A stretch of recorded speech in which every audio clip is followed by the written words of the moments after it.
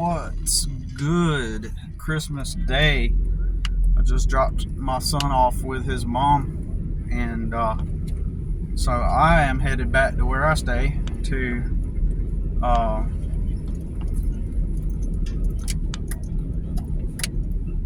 got a couple pies I'm gonna bake. I've been saving them. I didn't use them on Thanksgiving, so figured maybe I'll bake them today. I got some house chores I should get done. I got a frog now. I had a tadpole and it turned into a frog just yesterday, and so I gotta figure out a way to feed it.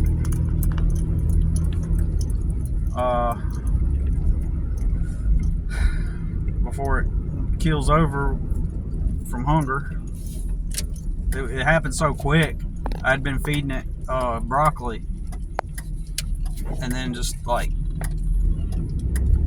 I went to change the water out in the frog dish, or not the frog dish, but the container I had it in. I changed out the water, and I dumped the water out to where he just remained in the cup, with no water, and he started crawling around, and that made it realize that, hey, I don't need this liquid stuff.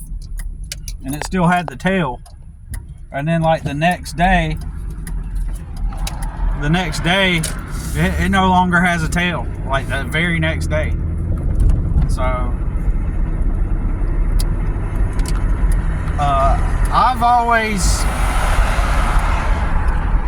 I think I could use the word always. I've always had no Christmas ever since I was an adult, right?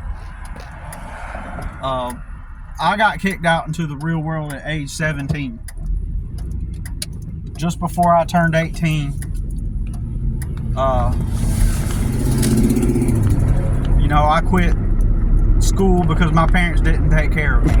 And I had to work. I had no other choice. But society would label me as a dropout. Funny. And with that term comes this negative connotation, along with this stigma that, that word dropout carries a lot of assumptions about the person who dropped out. As if high school was this important part of your life, as if high school is some important part of life. Therein lies the indoctrination, the lie of society. Because without explaining the full details of how I did this, I ended up getting a high school diploma and a GED, okay?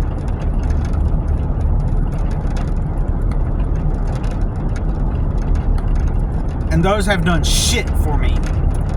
Those have done nothing for me to advance my life. I found myself at age 17 with nobody to take care of me. And when I got out into the world, previously I had worked at a restaurant for the most part for a couple of years. And I made money, and I don't remember what I did with it, really. I don't, what was that? Nobody was teaching me how money worked,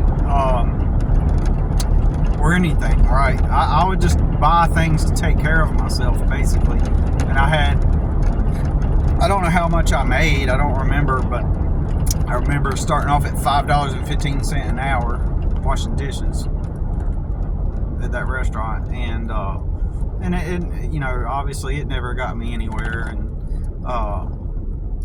but I didn't know like the reality I always knew something was wrong fundamentally with how the system worked. The only thing is I was not formally educated on how the system worked, right? I was not formally educated on how, when I say the system, how our reality works, as far as like, how does life work? You know, when you go out into the world, what do you do? If you are programmed and indoctrinated, the first thing you're going to say, your answer to that is get a job. And just if that is your first answer, that is a signal and a sign that you have been indoctrinated by the system. You have been indoctrinated and misled. You have been misled and indoctrinated and programmed to believe that reality is this, like you live in the reality, and these authorities, there's these authorities that come in different forms. They are the Walmart store, the gas station, the Home Depot or Lowe's, the laundromat, the medical facility, any store, I think I said gas station, the pharmacy, the grocery store, that warehouse back there, the pet supply store, that burger restaurant right there. You're programmed that all of these are just authorities that kind of just exist in your reality. They're just there, and you're told when you grow up, you get out, when you graduate, you're gonna get a job. And all the places I just mentioned, plus some, you know, the antique store, the used furniture store, the furniture store, or whatever. Like, you're taught that all of these places are the authorities, and those are the, when they say get a job, one of these authorities are the ones that have the jobs. They're a form of authority.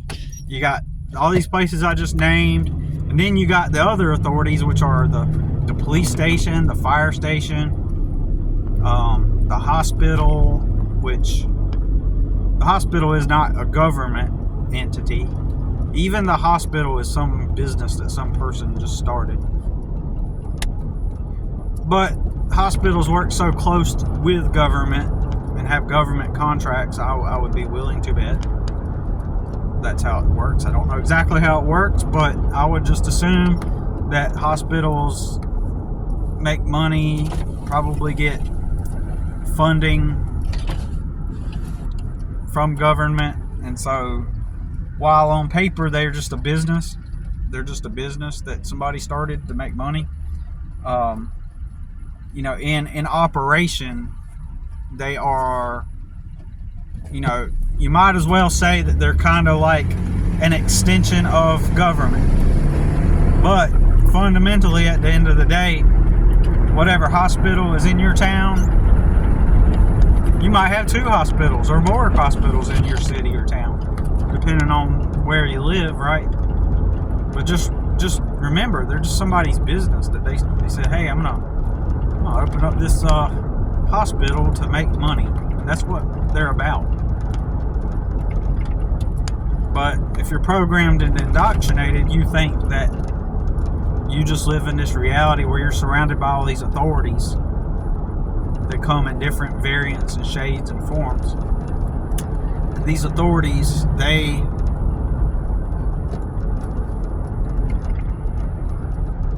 they're the ones that put things in places.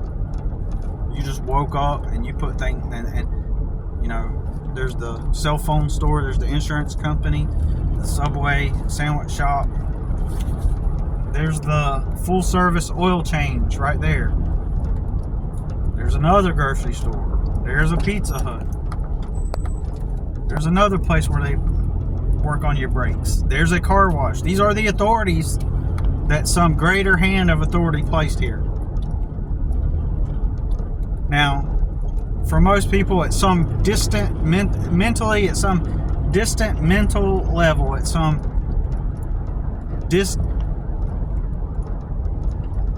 in your mind, but somewhere back in the backdrop, way deep in the back of your mind, of everybody's mind, there's kind of an understanding that somebody started that place. And usually when you think of that person or those people that started the places, where that thought process lies deep in the mind, where you sort of mentally categorize that story of how things came to pass as somewhat of like an old fairy tale, or an old thing that happened a long time ago. Because when you go to orientation at your good job, when you go into orientation, they're gonna give you a backstory of how the company started and who founded the company. And it's gonna be some important figure in a suit, and you might see some pictures that they took of them, all of them wearing suits, and they all got a shovel. They're breaking ground or they're cutting a ribbon, and it's some fantastical backstory. And that's all you need to know. Nobody's going to think deeper than that. Just all you know is that some very important man with an important title started the company, and that's what you think. So it's almost placed in the realm of the imaginary. It's almost placed into the realm of the imaginary, but fundamentally, business is life and life is business in this society, right? And these are not authorities. Even Walmart was started by a man that decided he wanted to open a store. He was like, I got this business model. I can order cheap stuff from China, bring it over to the US and resell it for a profit. So he opens up a little store. And once he made enough money operating that little store, he opened up another one. Once he made enough money off of that one, he opened up a third location. And then his kids took it over. Years later, after he died, his kids take it over. And then now it becomes what we consider as Walmart, but in our minds, it's just a static fixture that just exists in our reality. It's the Walmart. You're born into this reality. There's the trees, there's the stars, there's the sun, clouds, the sky, the mountains, the Walmart, the grass, the flowers, the birds. It's just there. So it feels like it's just some static fixture in your reality that's just part of your world, right?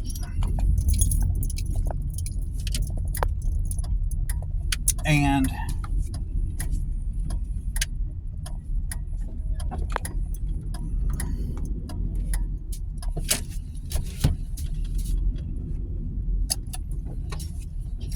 you're duped.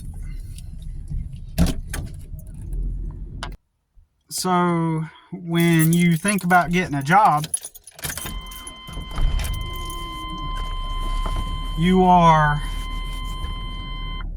when you're thinking about getting a job, you're just believing that all these places are just authorities that exist in your reality, and they hold the jobs. Because whenever you were in school, what did they teach you? What, you showed up at this building that was new and different. It was a different environment. I learned personally, directly, one-on-one from a man who was an evolutionary psychologist who did studies on human behavior. That was his whole career, to study. He worked for 10 years for the guy that started the whole transgender movement in I think it was like the 60s or the 70s. And John Money, he worked alongside John Money, and he did not like John Money. You know, he was a young guy, and he had a job with John Money and at Johns Hopkins, you know, and he didn't. These people were speeding the fuck through here, and that person had a handicap sticker hanging on their mirror. I pulled out, traffic was clear, and as soon as I pulled out, all of a sudden they just swooped by me, like right up on my tail, and then swerved around to avoid hitting me, and they were just speeding the fuck. Like, fuck, man. People can't drive. Her car looks shitty. She's got red dyed hair, but it like hasn't been done in a while, so it's like all faded and shit, and her car looks like shit.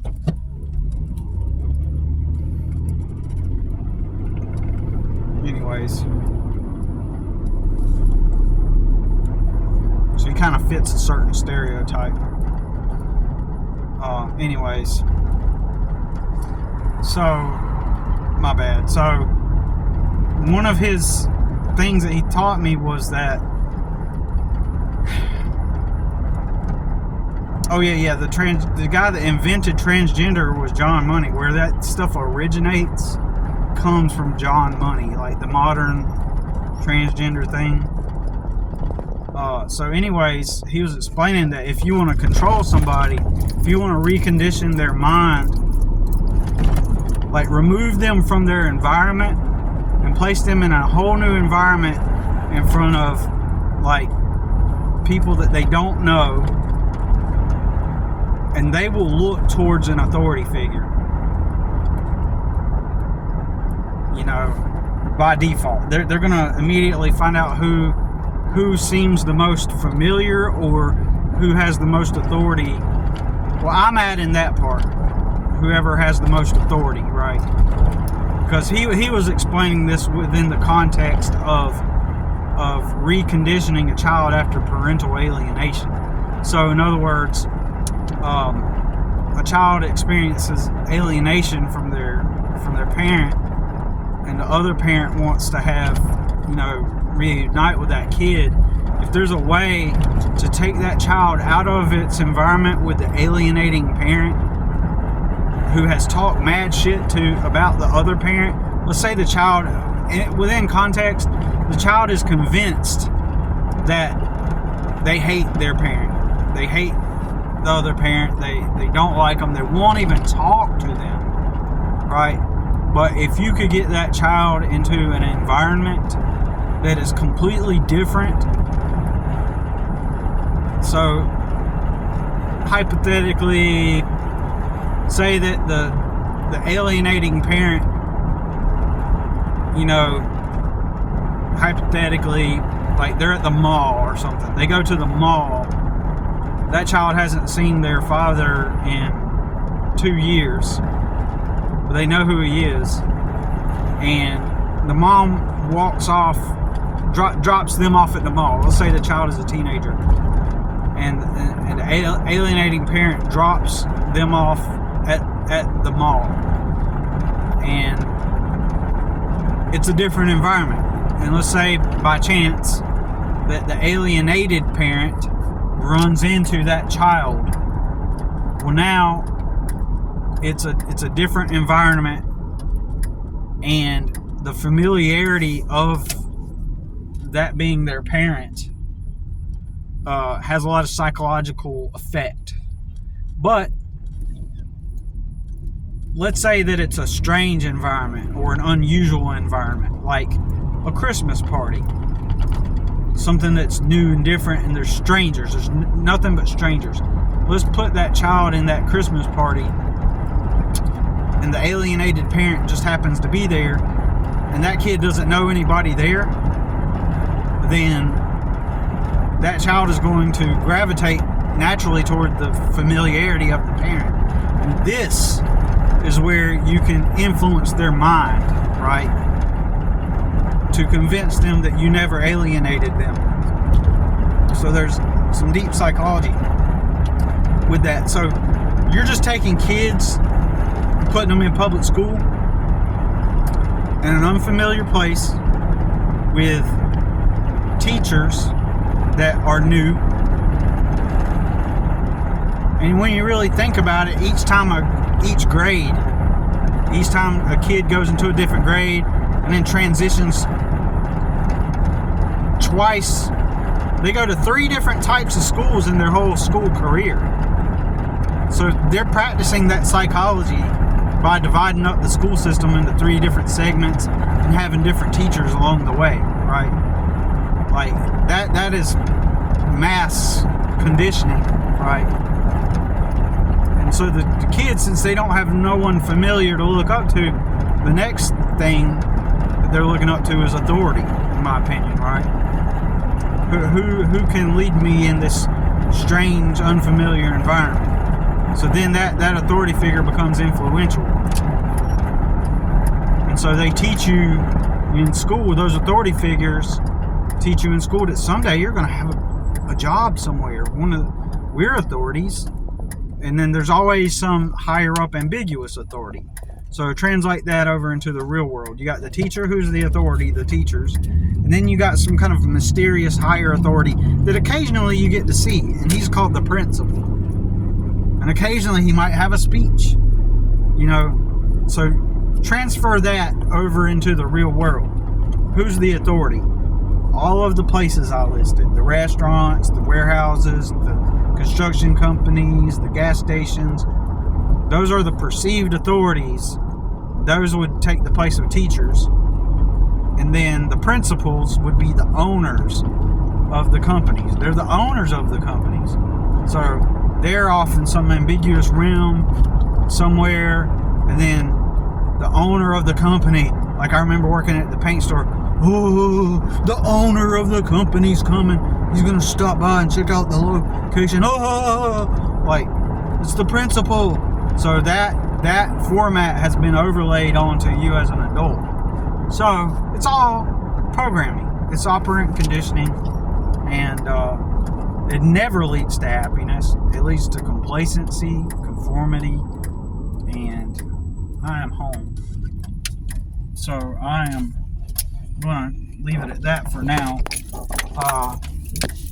I may make another video later, but like I was going to talk about how I've never had a Christmas ever since I got put out into the real world. Me personally, I have never had a Christmas. Like, I've never worked a job where, like, I say, okay, well, it's time for Christmas. Let me save up some money and buy everybody gifts. And I've gotten lucky when it comes to my son. You know, he usually has always ended up with like 1 or 2 things that he wanted, you know. But, you know, for the most part, most of my life, I've never had my own place to live. You know, I've never really had a Christmas. This Christmas, we don't have anything. I did not get my son a gift. I've been working really hard. I'll make another video about all this, but I always talk about it anyway. But I've worked hard. I watch everybody around me succeeding, and everybody will say it's their hard work that they put in. I must have not put in hard work or some shit. And I literally watch everybody around me. They're not putting in hard work. Or they got lucky in life. They met the right person, or good luck fell upon them. I've never met people in my personal life experience in 44 years, or since I was 17 anyway, I've never seen somebody that truly started from a bottom and worked their way up. Everybody surrounding me has gotten lucky. They never worked a bunch of jobs. They never worked. None of them. Like, and I know tons of people. I know probably hundreds of people. And I've yet to meet one. And then when you know people, when you meet people, you also meet the people that they know as well at times, or hear about people they know. And when you really break down everybody's stories about how they're at, living where they're at, or how they got where they're at, or whatever, when you really break down all these stories, like, you always find the cause and effect. Like, if they're living in this nice neighborhood down the street, someone I know lives in the same neighborhood as me, right? Except they lived with their parents. And oh man, I was gonna end the video, but I'm gonna talk about this. So there's this dude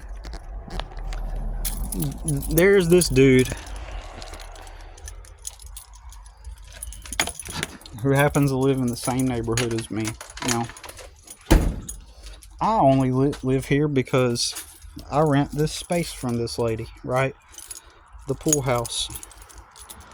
I live in one of the nicest neighborhoods in the whole town, in the whole city. It's an older one, but if you talk to people about the city and and everything about it,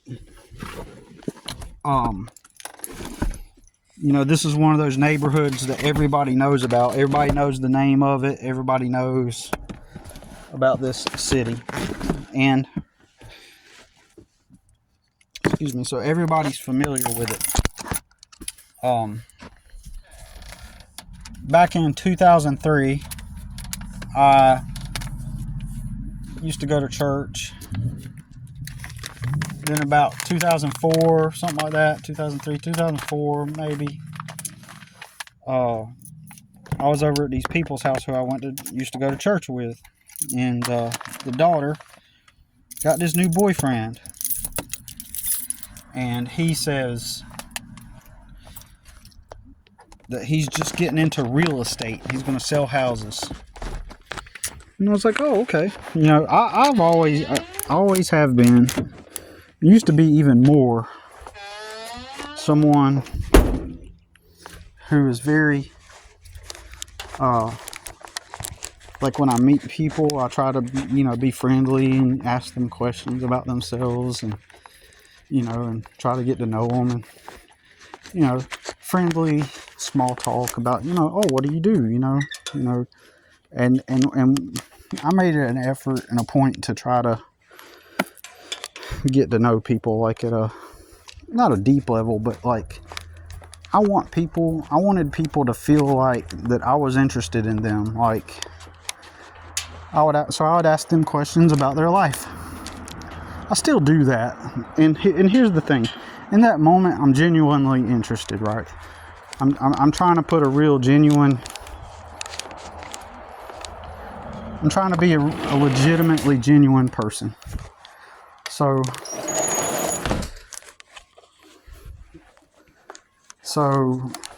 I'm asking this guy, like, we're talking about work, obviously, and so I asked him, what does he do? I don't remember it's been over 20 something years, so I don't remember the whole conversation, obviously, but up to that point, I had been working all of my life, making no money. By then, twice I've had an apartment, and both times I had to move out of those apartments because my jobs didn't pay me enough to live on. And I couldn't find roommates. Since I wasn't like a conformist like everybody else, I never did the drugs and smoked stuff like everybody else. I couldn't find people to relate with, people to much less be a roommate to, right?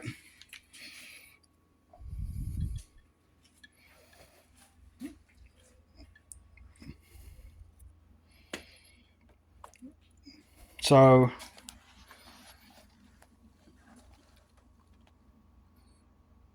yeah, I couldn't find people to roommate with or people to interact with, like as far as my bad, I got distracted by this frog to be real with you. So yeah, my bad. I'm really doing a bad job, right? But so anyways,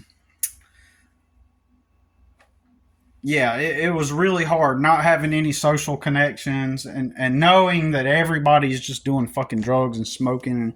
And I grew up around all that, and I didn't want to be around all that. You couldn't find anybody sane sane that did not do drugs. Everybody that did drugs, they were fucked. They were always fucked in the head. They were always fucked up people. And paradoxically, if you talk about that and you say that they're fucked up, oh, you're judgmental, you know. But everybody I met that did drugs and smoked, they're all fucked up, you know. And in my culture and how I grew up, the majority of them were just loser fucks, right? I wasn't around some middle class preppy types or anything like that where we're upper class druggies that smoke and do the weed and the drugs and stuff. We do it in a more civilized manner, right? I hate drug culture. You know, this is what has made me an outcast. Just fundamentally, I always argue that what I'm talking about right now, the fact that I didn't do drugs, is exactly plays a huge part in why I experienced poverty all these years. Because you have to do drugs and smoke shit in order to fit in order to create the networks, right? It's the fundamental way everybody navigates. You go through a phase in your youth where you do the drugs, and then that causes you to have the doorways open to make friendships and connections with all the other normies, with all the other conformists that you know. And I'm not saying it's black and white. I'm not saying every situation is like that, but I'm just saying for the most part, in general, it is like that.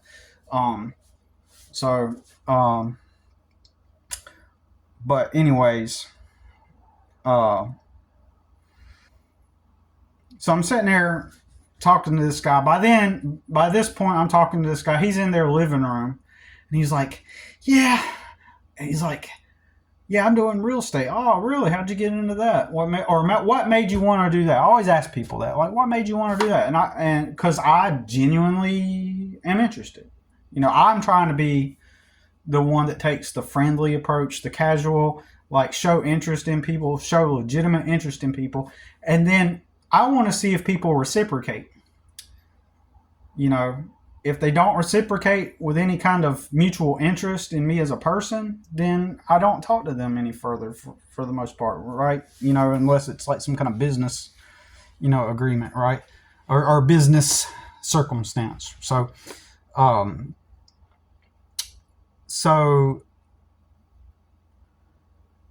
we're having the casual conversation, and I told him that I don't remember where I worked, but it seems like I was talking about, I don't know what we're talking about, but he talks about how he worked at a warehouse, and how, like, oh man, like, I got into real estate, I want to sell houses because, like, I just can't do it. I just can't do the warehouse thing. Oh, I just can't do it. So I decided, you know, I was like, what you got you into that? He was like, well, I just saved my money up and decided I was going to, you know, start selling houses and so basically he explained to me, if my memory serves me correct, because I've remembered this for years. I don't see why my memory's failing me now, but I remember him saying that he worked at his warehouse job and he saved all his money up and got into real estate so that he can save enough money so that he could have enough money stashed so that he could take the time to start selling houses. And like in my head, I'm thinking, how the fuck do you even work at a warehouse and are able to actually save money? And that's his only job. Everybody I've met, they've all had one job at a time. Now, I've met a couple of people that worked a couple more than one job. And the majority of those times, when I talk to people that worked more than one job, they're just doing it just to make extra money. They don't have immediate rent needs. They don't have immediate expenses and bills. They're just doing it just to add to their already pre-existing, you know, circumstances. They're just doing it to add to their life as opposed to having to do it out of some kind of necessity where they're forced to have to. You know, I'm sure it's a different feeling to be able to be sitting there after you've worked your job that the authorities gave you, like at the restaurant, for example. The authorities over the restaurant, the owners, the manager, the authorities gave you your schedule, and now you've got nothing to do. Derp, derp, derp. So I guess I'll just go work a part-time job, just to make some extra money. I guess I'll just go work a part-time just to make some extra money. It must be a different feeling to be able to sit there and say, oh, I just want to add to my already existing, like everything's good. It can only get better. Just let me add to it, Now, I am the guy that worked multiple jobs at a time. And I would work the jobs most people don't want to do, right? Since it's Christmas Day, I'm going to assume that a lot of people will end up seeing this video that will come into the feed of people that don't know me. I worked as a janitor off and on for 10 years. I did cleaning. I cleaned toilets. I did cleaning, right? I have a friend that has a janitor company, and I worked for his business off and on for 10 years, right? Up until a certain point, up until about 2016, 2018 or something like that. No. Up until about 20, I don't know. I don't remember, but I did that for 10 years, part-time, and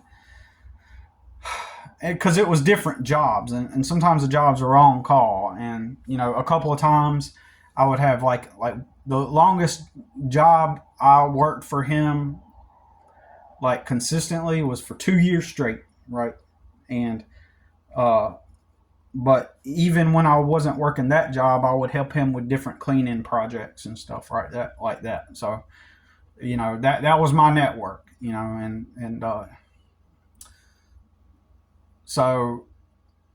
I worked for other cleaning companies, at least two that I can think of, right? Cleaning companies, right, where it involved cleaning toilets and mopping floors and cleaning the break area at places and all this stuff. I was the cleaner. The majority of people I know, they would cry to their mommy and daddy, as I always say, if they ever had to lower themselves to that level. So I also worked for a year where I drove a truck around delivering porta-johns. And then eventually I was so blessed and lucky that I got taught how to clean the shit out of those porta-johns. And then I would do that too. Whenever my route was over, I would go back to the yard and I'd put on this suit and I would suck shit and clean up porta-johns, right?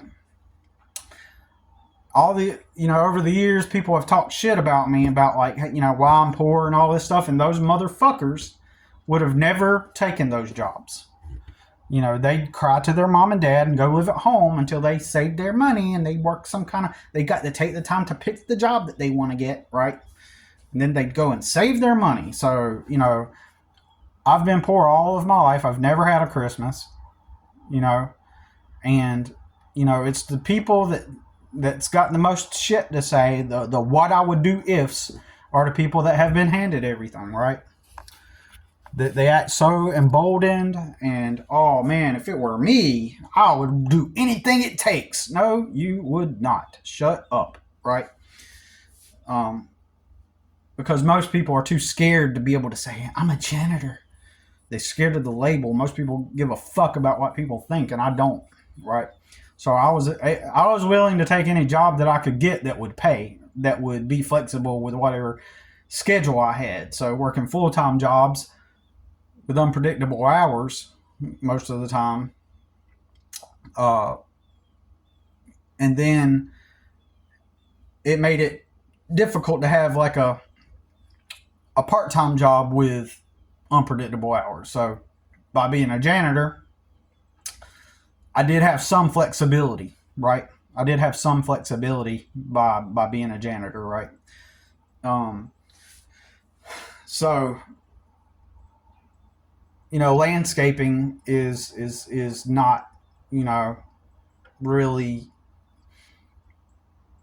while there are companies that have set hours, right? There are companies that have set hours, like 7 to 3:30, like that.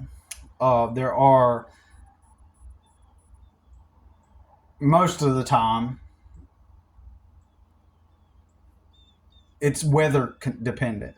So if it rains Wednesday and Thursday and you can't work, there's nothing to work, there's nothing to do, and and you're not going to get paid, then you're going to have to work that Saturday, possibly even Sunday, to catch up if you're working for somebody else, you know what I mean? And so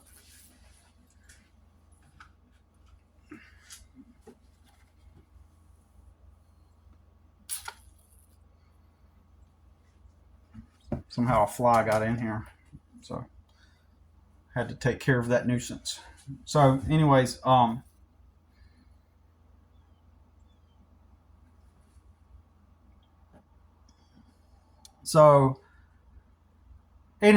this guy, this is kind of funny actually. This guy, he is sitting there saying, "Oh, I just saved all my money up." Like, how do you get to save all your money up working at a warehouse? The reason why is because most likely he was still living with his parents. And even if he wasn't living with his parents, I guarantee you that if he had his own apartment or something working at that warehouse, I guarantee you that he was 100%. I guarantee you that dude 100% got to live with his parents and save his money and then move out. But yeah, like it was all like the easiest thing in the world. And I just remember it was one of those defining moments, right, where he's just sitting there all, look, I don't have nothing against the guy. He seemed like a legitimately cool dude, right, nice dude. But he didn't act arrogant. He didn't act smug. He didn't act like he was a jerk. He didn't act like he didn't act some kind of way. He really didn't. He acted very friendly and nice, and I would say that I liked the guy. Like, I thought he was a decent guy, right? The girl that he was the boyfriend to, in my opinion, was fortunate to have met him, and so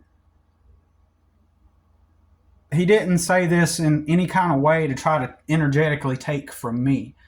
But he just said it in just a matter-of-fact way. Oh, it's just life. Oh, yeah, I just saved my money up. I just saved my money up, until I had enough saved up so then I can go out there and sell the houses.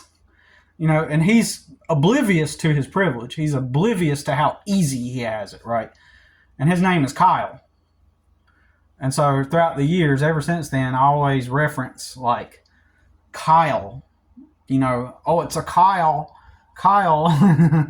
Like, oh, it's another Kyle, skippity-doo, like he's got life on easy mode. And in his own mind, he probably thinks he's had it hard.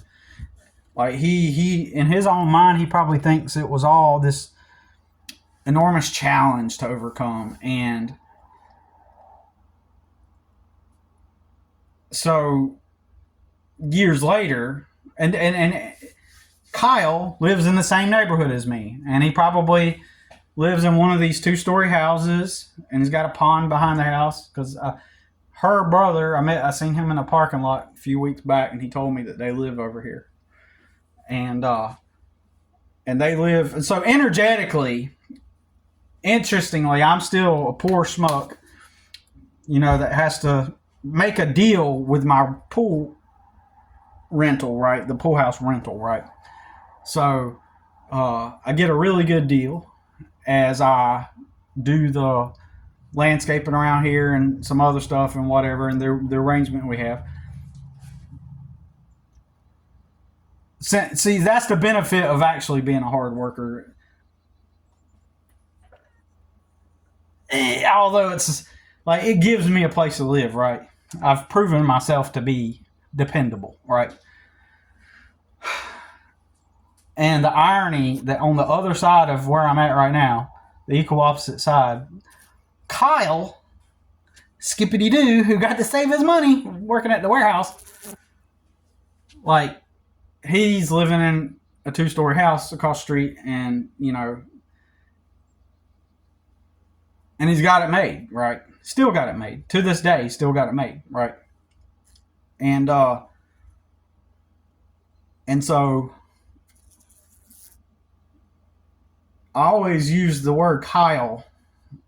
And throughout all these years, the 20-something years, I'll be like, a Kyle, because like it just hit me so interestingly, like when he's describing that to me, like how he just simply saved his money. By that time, I had already worked multiple jobs. I've had 2 apartments, and I could not keep up with them because my jobs didn't pay me enough. And I thought that I would, I was kind of indoctrinated. I just thought, well, if I work hard at my job and I got my apartment and I work hard and then I'll work part-time, I understood that, like, I understood that I had to work part-time, right?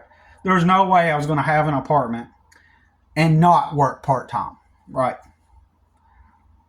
And so in my head, I'm thinking, okay, I'm doing it right.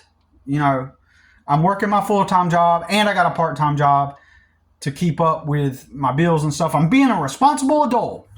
Meanwhile, nobody the fuck around me is doing the same thing. Nobody is working 2 jobs. No fucking body around me. Nobody is working 2 jobs. Nobody is working 2 jobs. Everybody's got 1 job.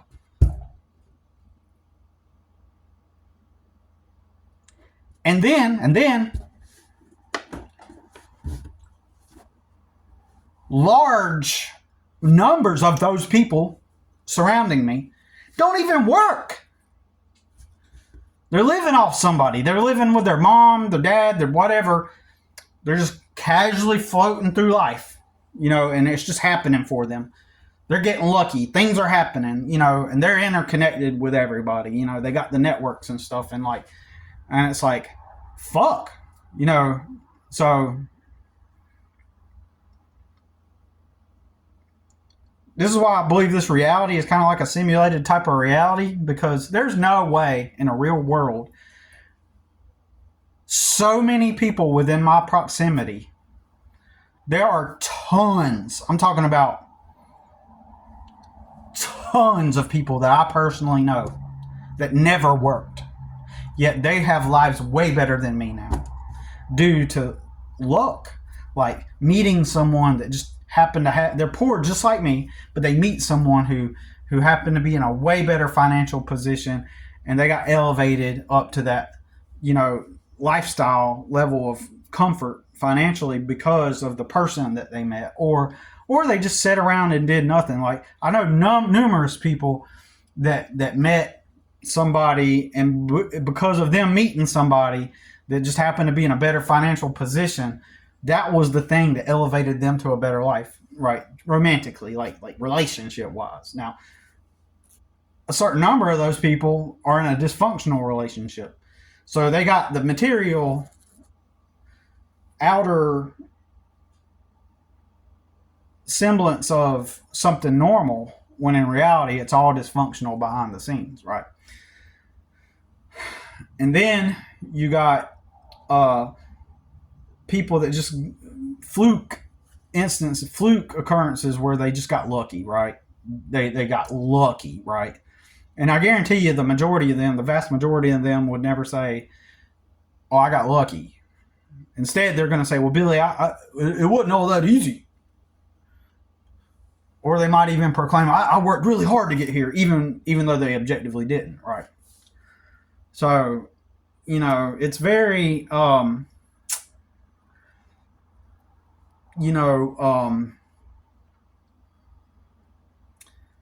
what I'm saying is it's got to be some kind of simulated reality, because the vast amount of people that have fluke occurrence, like, okay, again, it's Christmas, so this probably is going to reach a different new people.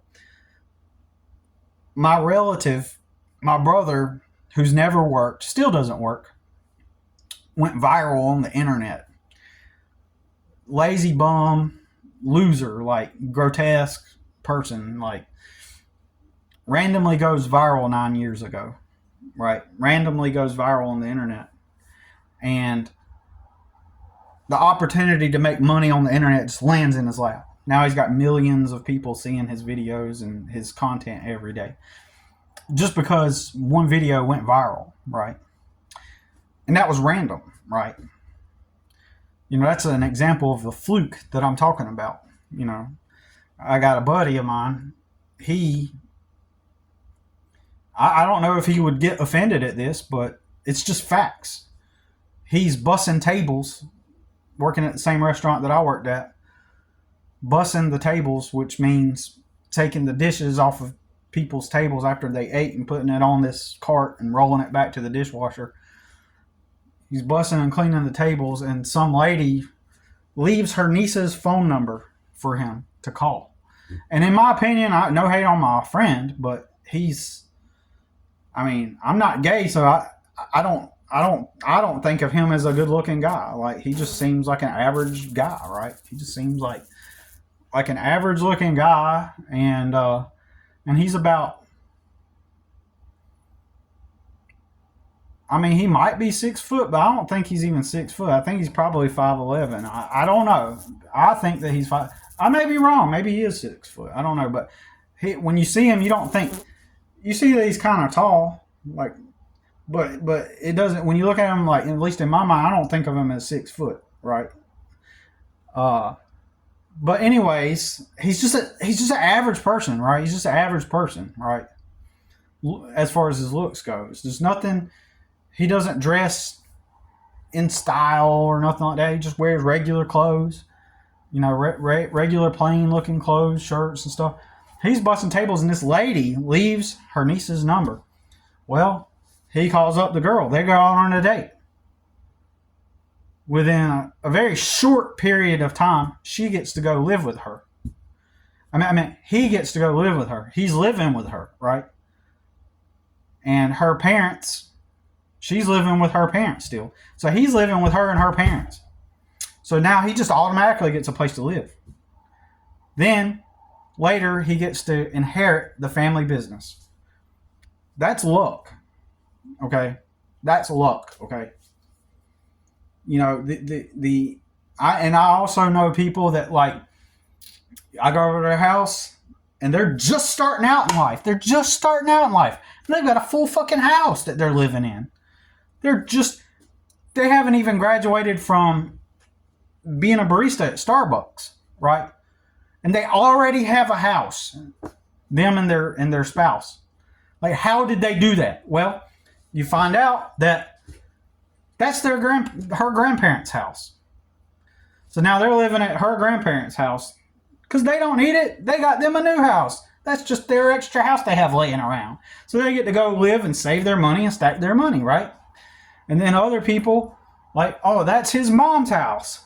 And he's living there, and he gets to save and stack his money. He's living at his mom's house. She's got her own house now, and that's just her extra property she has laying around. All these people have extra properties laying around, and all these people are getting to take advantage of it, right? And that's how they are able to get ahead, right? So,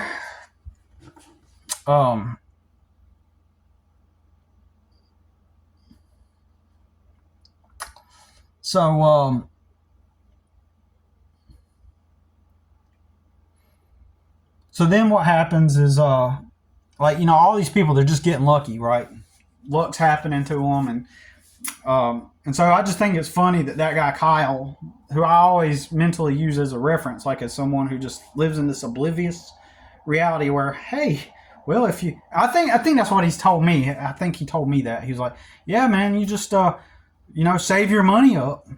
And it's like, he's just totally oblivious to reality, right? He gets to live in a privileged bubble. Right, just save your money up. And none of these people have worked hard as me, And I think I can justly say that without arrogance, without it being coming from a place of arrogance. I believe I can say I've worked harder than Kyle because if Kyle always has a safety net and a social circle and someone to fall back on, if he always has, if he always has something to fall back on, someone to fall back on, a community to fall back on, like, your mind is free and able to just focus on moving forward. Skip skippity doo dah, skippity yay, and you know, and he's able to acquire things, material things that put off the optics that he's this really hard worker. And from his vantage point, from his privileged position in life, right, relative to his personal experience, I'm going to assume that he probably did work hard. I don't know the guy today. I mean, for all I know, you know, he could be one of those lazy schmucks that kind of gets to breeze through life, and anytime he's in need, parents give him the money along the way. Anytime he needs anything, parents just hand him, oh yeah, just keep it up. Here you go. Oh, you need a few $100. Okay, here you go. Oh, you got a flat tire? Here, let us pay for it. Hey, you know. So in his own world, within the context of his experience, he's worked hard, but he hasn't been through what I've been through, you know. But people, the reason why I talk this way is because people always give me shit about being poor, and it's always the people that talk the shit. If you dissect their life, that's why I always tell people, get on a live video with me. Get on and I'll tell y'all this too. If anybody wants to get on a live video with me, and let's break down your life story. Let's find out how you worked real hard to get where you're at. And then most people don't want to do it because they realize, they know at some level, they remember that time they were handed $1,000 by grandpa. Or they remember that time that they, you know, went out into the world and they failed and their barista job didn't pay them enough to have their own apartment. And then they moved back in with mom and dad for like a year, saved their money up. But they want to admit that stuff. They won't just be humble and admit the truth of the reality of it, right? And so, you know, they want to lie. They want to lie about the truth of what really happened in their life. You know, by me talking all this stuff, I probably would make enemies with the people I've talked about in this video. They would probably just view me as like, oh, you're just, you know, yeah, sure, you got a little bit more worse than everybody else, but, you know, that just means you got to put in a little bit of the extra effort. You might have to put a little bit more effort than everybody else, but that's no excuse, you know, all these privileged fucks, right? And don't get me wrong, these people that I've talked about, they haven't, I want to reiterate, those people that I talked about, you know, they haven't said anything off to me. Like those specific people, I'm just pointing out the fact that they got lucky. I'm just pointing out the fact that either they were oblivious to how reality works, or they got lucky. And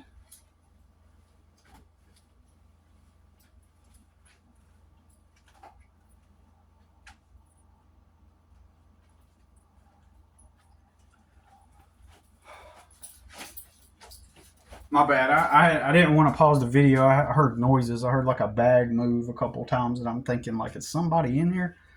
But anyways, so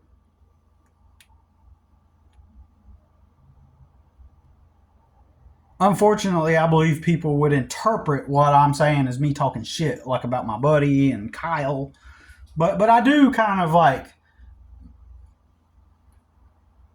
mock Kyle in a sense. Not that he's done anything wrong to me, but just the fact that he kind of fits into that archetype of people that just have it so easy, and you know, they have confirmation bias, and it's like, oh, it worked for me, this is how I did it. So oh, just save your money up, you know. And I'm sure that like in his own head, like what he went through was probably hard to him, even though it wasn't hard, you know what I'm saying? But anyways, but yeah, I've never had a Christmas ever since I've been working, and I look around, I don't see people working all these jobs that nobody wants to do.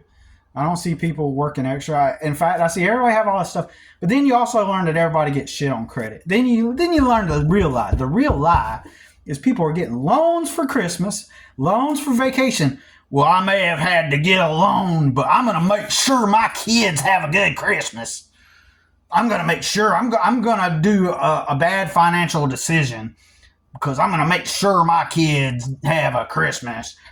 So, you know, that's debatable whether that's like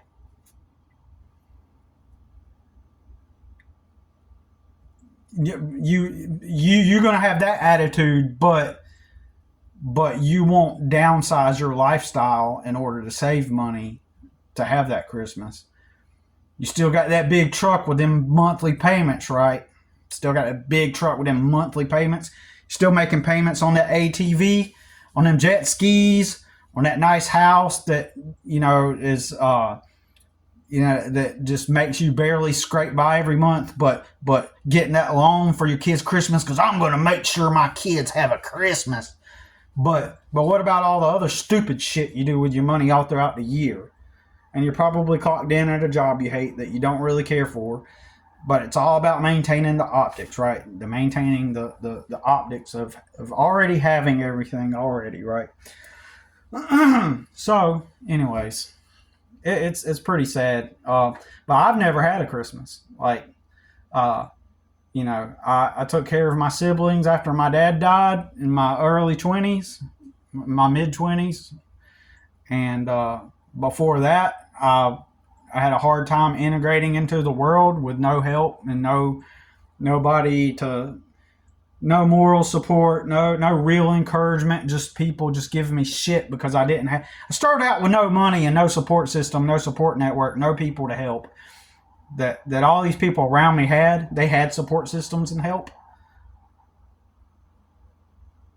And they would just give me shit. And that taught me that I needed to go inward and distance myself from everybody because they were too stupid to understand what they were talking about. And in retrospect, I understand that even more. They were too ignorant and stupid to understand what they were talking about. So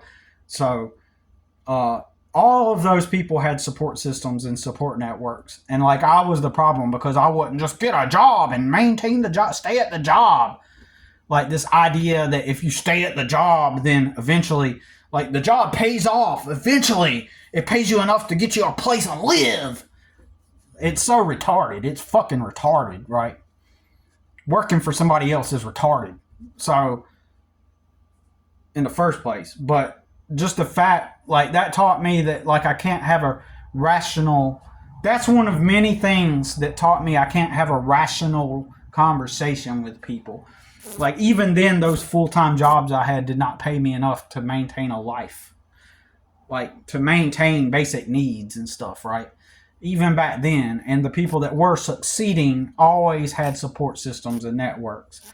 And the idea is eventually you work until the job itself does cover your basic needs and savings and plus some. Eventually this job that you get from one of the authorities pays you to sustain yourself, have a box to go to at night and to bathe in and cook in, and this job allows you to take some of the money afterwards and save it, right? Eventually, if you just stick with it while you're living out of your truck, someday you will get promoted to manager, and then now you'll have enough to live on. Yay! Yay! And so you have enough to live on. Good job! Good job! Working at your little job the authorities gave you. Good job. You've done it right. You're a moral and ethical person. Good job. But for me, those days never came. The day of having a good job never came. So I never had a Christmas. During Christmas time, I never had money to buy people gifts. If I went to Christmas parties, like, you know, which I rarely did, but if I did, you know, don't get me wrong, I've been to a few Christmas parties and I'll bring a little something, you know, like a little dish or something, but I'm just saying it's like, I've never had a job that paid enough to allow me to be a contributor to anything, right? But I'm getting shamed by people who fucking would be too pussy to go work as a janitor. They would be too pussy to work as a janitor. They would be too pussy to, you know, do the jobs most people want, like suck shit out of porta johns. They would be too pussy to do that. And they wouldn't do it. And so, so people talk a lot of shit, and they talk about how, oh, it's because you didn't save enough. No, I did everything right. I'm watching everybody around me get lucky, and the people that do have everything, like I said, they have it all on credit. They're doing, they're giving, the majority of people out there that seem to have it all, they're just propping up the image to live on credit, right? They're living on for credit, and that's pathetic. And but that doesn't help me out. But yeah, I've never had a Christmas, and again, a few times I've been able to just barely scrape by and get my son something, right, during Christmas time, right? Uh, but I never went into debt, and the Christmas gifts I did get, I worked to get, and I had to think about my son's well-being and welfare, mental welfare and well-being. It's different in my situation. Oh yeah, I'm gonna say that it's different in my situation because I've never had a job that paid my basic needs. I'm not out here working a job, working for somebody and buying a bunch of shit on credit throughout the year and spending money that I can't afford on jet skis and getting a credit card for the clothing store and buying myself a whole wardrobe, $1,000 credit limit or more, and buying myself a whole wardrobe, and all the clothes that I'm wearing is on a credit card and accruing interest. And in reality, I can't afford those. I'm not making poor financial decisions throughout the year. So when I work and take some extra money aside and put it aside to get my son a Christmas gift during the holidays, my situation is totally different. My situation is totally different.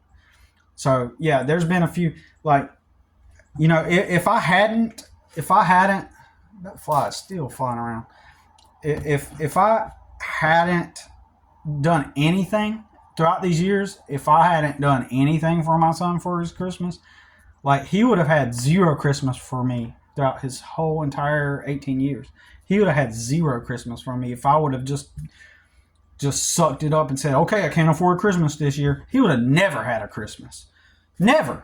So it's way different than all the privileged people who have life already on easy mode and are fucked. It's different when you're a privileged person. You already have life on easy mode and you can afford to not have to get Christmas on credit because throughout the year you got the jet skis and all the nice things and the big new car payments and stuff like that. It's way different situation. Us poor people, we need some kind of like relief. A child needs some kind of sense of stability, a sense of normalcy. So I can justify it in my situation. So you can fuck off with yourself. I dare anybody to join me on the live and prove me wrong. Prove me wrong on that fact.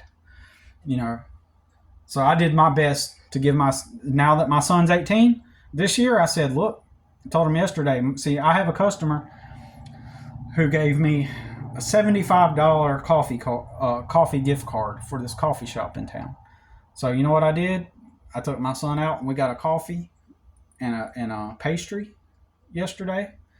And then when we left, I got him another drink. He got a matcha drink, and then he got another matcha drink before we left. And I told him, I was like, look, this right here is our Christmas. Like, this year I didn't make any money to have a Christmas. And I told him, I was like, all throughout these years, I've never had money to have a Christmas. And all throughout the years, and you know what? My kid's been really happy. Like, the times I have been able to give him stuff, he is always just overjoyed at what he could get. And he values spending time with me more than anything, more than gifts and anything anyway. So I told him yesterday. And so then after that, that same customer gave me $100 gift card to Hobby Lobby. So, I was like, told him, like, this is our Christmas, and now we're going to Hobby Lobby. We went in there. I said, pick out anything you want. Whatever you want. This is going to be this is what we get. And then he picked out a drawing pad and some erasers. Drawing pad so he can work on his comics. And after that, I said, okay, is that all you want? Because I also got us some shirts. I got him 5 black t-shirts. I got me 5 black t-shirts, right? And I said, okay, is that everything that you need? And he's like, yeah. And I was like, are you sure? And since there were $35 left over, I got myself some paint, a few bottles of paint that ended up coming out to $35, and hopefully maybe I can set aside some time to paint. And so I got myself a little something, and I told my son, I was like, I don't even know if I'll even have time to really paint like that, just sit down and clear my mind and paint. And I was like, even if I do, I'm going to want to try to make money and sell the paintings. But anyways, but it was nice to be able to get something, right? But I don't know. I mean, my experience is the world's just a bunch of scumbags that are not. They're privileged. They're most of them are privileged, and most of them are scumbags. Most of them are, how would I explain this? They're not. They're out of touch. They're out of touch with how reality really works. When you've had everything good on easy mode, you're just kind of out of touch with the hardship of real life, out here. And I may sound pretty liberal the way I'm talking, because I go on TikTok sometimes and I see what all these people are struggling now. Now it's like tons of other people are having the same experience, and you got all these normie people that have been handed everything in the comments, like telling them how they're lazy and how they this and that. And it's like, you know what? Years ago, I would have acted the same way. When I was working all them jobs, I was like, yeah, I'm conservative. I'm going to work hard to get to where I'm at. But then the actual reality of it, and then you watch all the fucking conservatives, they didn't fucking work hard. You fucking conservative fucks. Y'all been handed everything. Like, there's two different types of conservatives. The ones that have been handed everything, and then they act like they've worked hard to get to where they're at. They'll act like that they would work hard if they were in a poor situation. They'd work all the jobs. Oh, the fuck you wouldn't, goddammit. You fucking pussy. You would go cry to mom and dad before you'd ever become a janitor, you stupid fuck. You sorry piece of shit. So there's those type. Then there's the ignorant, poor type of conservatives where they don't get it. They just think Trump's coming to save the day, and they think, conservatism, all those liberals, but they don't realize that they're just poor. Like they're just uneducated. Anyways, I think that's all I got to say about it. Hope everybody has a good Christmas. I don't hate everybody, and just because you did have it privileged or you do got money or connections, I don't have any hate or animosity toward anybody. I just personally have to navigate the world with people constantly. If I go out into the world, I've had to come into some solitude over the years and realizing like I can't go out into the world and speak to people in a normal way. I can't go out in the world. Well, where do you live? What do you do? People. It creates unnecessary conflict to try to explain to people, and you're forced to have to explain to people. So if I go to a warehouse job, eventually I'm forced to have to explain to people like, I don't do things on the weekends. Well, why not? It's so weird. Like, you don't do anything? Like what the fuck? You paying me $10 an hour, you stupid fuck. Why are you asking me if I don't do anything? I'm getting paid $10 an hour, you dumb fuck. You think I'm just taking all my $10 an hour and just like, taking weekend trips to Vegas or some shit? Like, that's an example. Like, you go into these warehouses, you're not getting paid enough to have a place to live at night, to reside at night. And you're not getting ahead. You don't stack away savings. And all the privileged people, they're wondering, like, why don't you do anything? It's like, do you not have to count? Do you not have bills? Do you not have math that you have to, like, Anyways, the ignorance is, it's astounding how ignorant everybody is and stupid. But anyways, y'all have a Merry Christmas, man. For those of you who get to have it, I'm glad you get to have a good Christmas, and y'all just have a good day, and we'll talk to you